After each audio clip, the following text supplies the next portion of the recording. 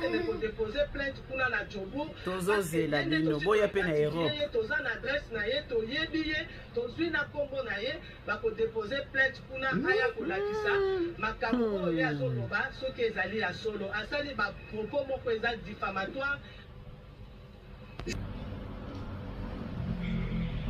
pour ba intimider maman moko avec na mwana ba otambola maman a tuni mwana ye mwana tuni maman plutôt maman pourquoi ba avocat ba lobaka boy sans raison maman m'a talié à depuis na mwana ye ma chérie vous savez pourquoi les avocats parlent sans raison tala ba nyoso ba ta ba robe ne ti basi ba lobaka mingi bana basi ba ta robe un homme porte un pantalon mais moi c'est soit la ti robe a lobaka mingi tala ba avocat tala ba prêtre tala ba tu vas faire un métier ba pour ba ta ba robe ce sont les gens qui parlent beaucoup sans même réfléchir pour le rentrer la fin ba avocat dans le bigala je pense qu'il y a ce qui est comme Mukonzi il faut pas changer le koyo pour mon avocat doit porter une robe alors il faut commencer à parler comme des femmes même raisonner. Les femmes parlent, ils te posent question, tu étais où? Tu t'avais vu avec une femme. Quand tu veux parler, ne parle pas, je n'ai pas encore fini.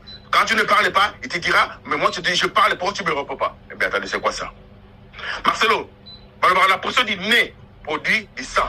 La pression de la bouche produit problème. La bouche qui parle beaucoup, et ça a un problème. Et ça, moi, Simoko, chaque jour, mon mobile n'est pas bundaka. Maman, je suis solo. Ce que mon mobile a outu moussala, il faut pas bunda. Bois. Ce que mon bala outi musala il faut mabunda.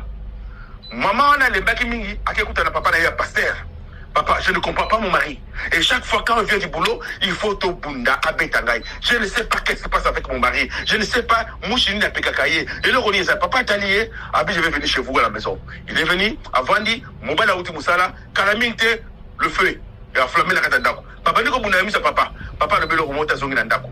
Abengi mo ana moi c'est chérie yaka na comprendre pourquoi bozo bunda a zui bouteille ya mai a simbiango a bondeli po nango a bijwa mai okene no ndako mais so komi na ndako mukolo mobali no uta musala kote na ndako zwa mai tshana munoko so tshana munoko bomba ngona munoko kolobelo kote vous allez voir ce qui va se passer effectivement le premier jour l'homme arriva moi ça monika mobile azo contre la kitine mutuka azuma ya bouteille ya mai na biso ya litre moko atenda munoko a melite mais a bombe na kata munoko naye loka mutazo brosser mobile a côté avandi a le côté mobile a kelana papa na exeki eso mobile alali o meli mai wana deuxième jour troisième jour quatrième jour pendant une semaine oh babunda pendant 3 ans chaque jour babundaka.